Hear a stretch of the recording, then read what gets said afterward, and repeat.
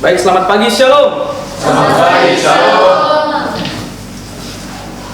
Puji syukur kehadirat Tuhan, kita masih bisa ditemukan di tempat ini oleh karena kasih murah Tuhan. Terima kasih buat kesempatan yang telah diberikan Ibu Selamat pada saya.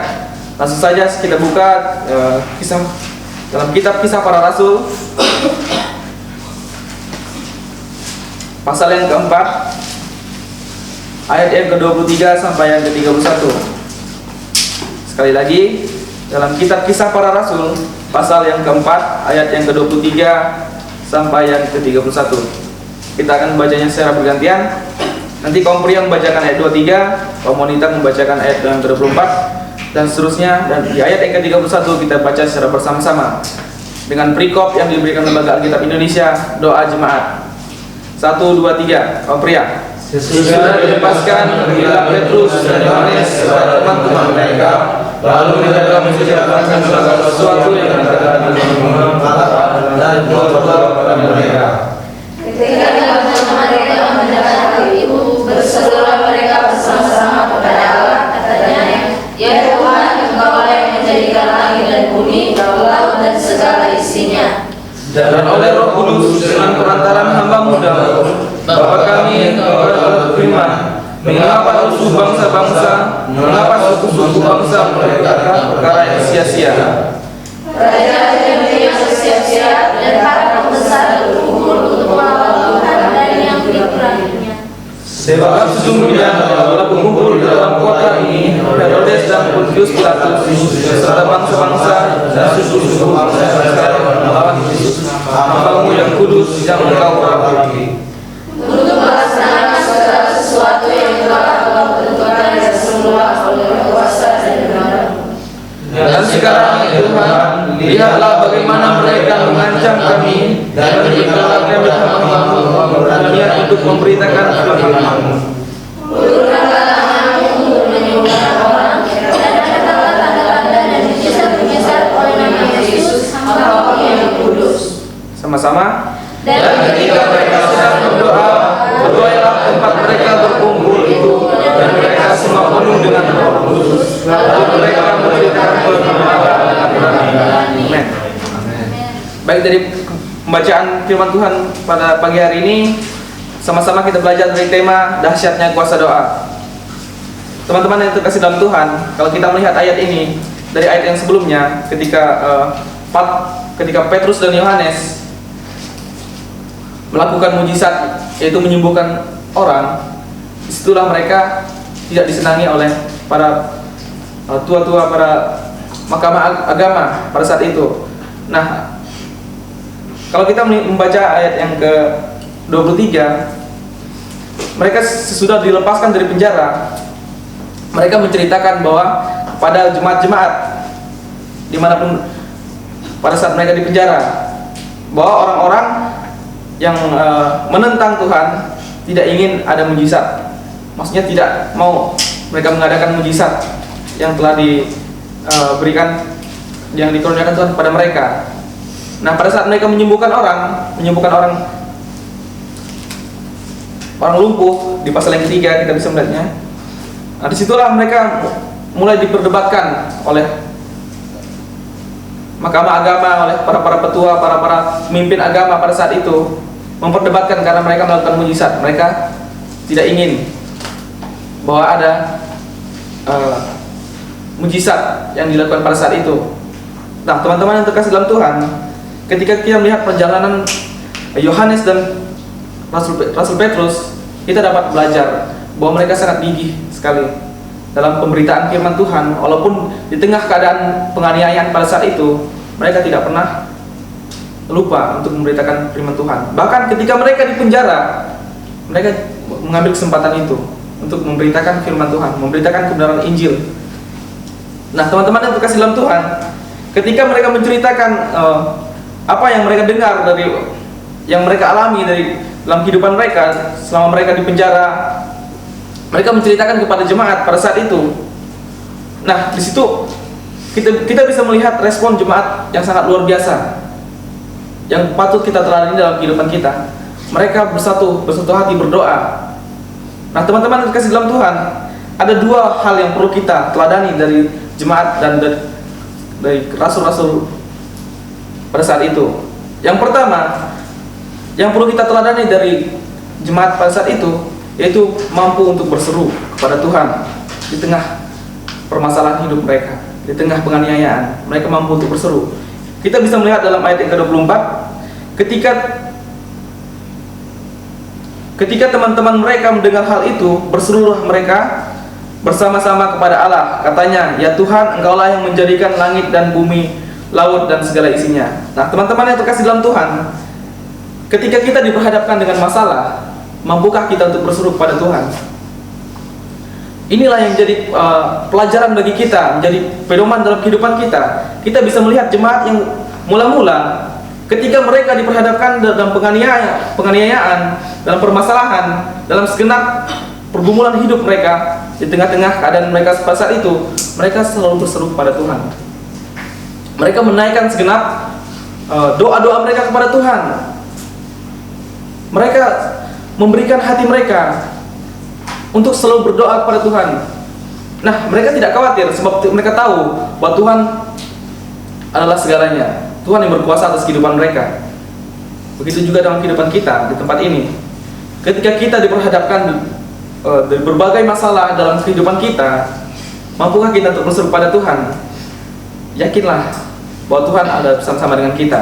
Nah, kita bisa melihat juga bahwa kekuatan doa dan kuasa doa yang mereka nyatakan, yang telah mereka berseru kepada Tuhan, Tuhan sangat merespon sekali doa-doa mereka, sehingga mereka diberikan keberanian. Kita bisa melihat dalam ayat yang ke-29.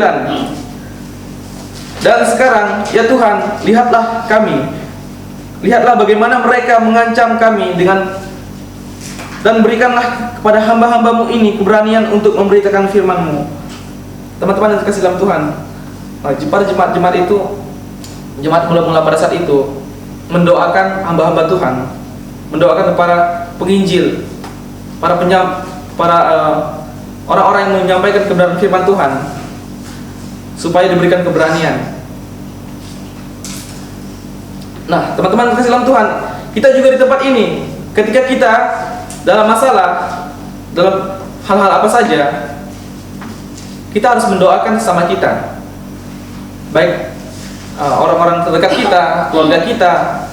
Kita harus mendoakan supaya diberikan kuasa, diberikan kemampuan oleh Tuhan untuk melewati segenap persoalan itu.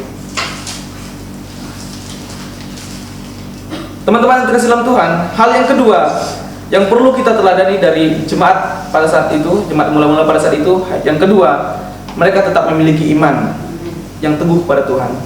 Teman-teman terkasih dalam Tuhan, kalau kita melihat penganiayaan yang begitu luar biasa yang dihadapi pada jemaat pada mula-mula pada saat itu, kalau kita sebagai orang-orang yang hidup secara duniawi, kita mungkin akan meninggalkan Tuhan, kita akan menyangkal iman kita. Nah, tapi kita lihat sangat luar biasa para jemaat mula-mula pada saat itu. Mereka selalu setia kepada Tuhan, bahkan mereka menaruh harapan mereka kepada Tuhan. Sanggupkah kita sebagai orang-orang percaya di tempat ini? Kita telah banyak mendengarkan firman Tuhan. Kita telah banyak mendengarkan nasihat-nasihat dari hamba-hamba Tuhan. Ketika kita dalam kehidupan kita, dalam penganiayaan, dimanapun kita berada nantinya, apakah kita masih sanggup? Apakah kita masih setia dengan panggilan kita, dengan iman kita kepada Tuhan?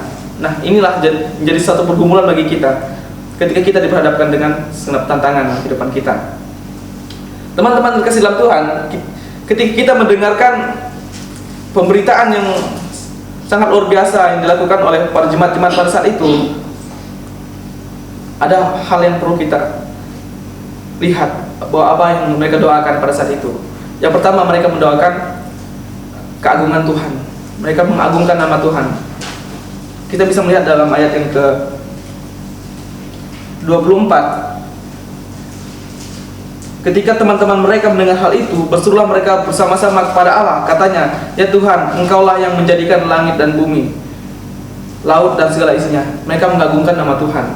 Teman-teman terkasih dalam Tuhan, Mereka sadar bahwa Tuhanlah yang menciptakan langit dan bumi.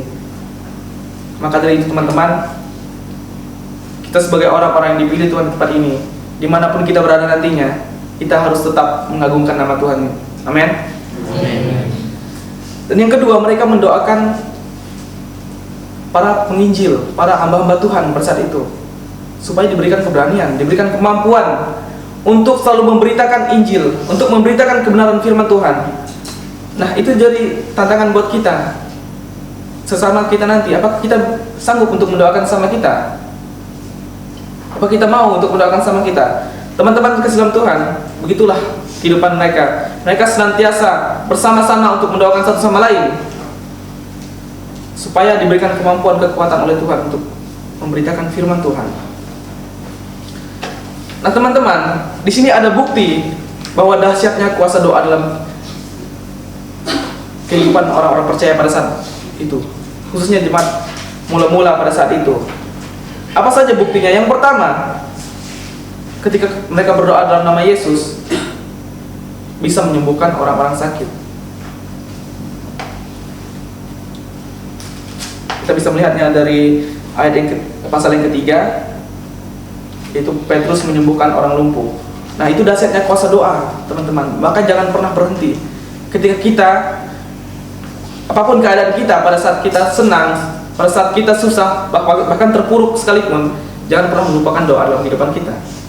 Karena doa dalam kehidupan orang percaya adalah napas hidup, adalah kebutuhan orang-orang percaya.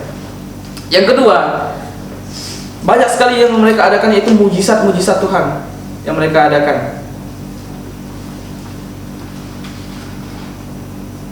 Kita bisa melihat dalam ayat yang ke-30, ulurkanlah tanganmu untuk menyembuhkan orang, dan andalkanlah tanda-tanda, dan adakanlah tanda-tanda dan mujizat-mujizat oleh nama Yesus, hamba-Mu yang kudus.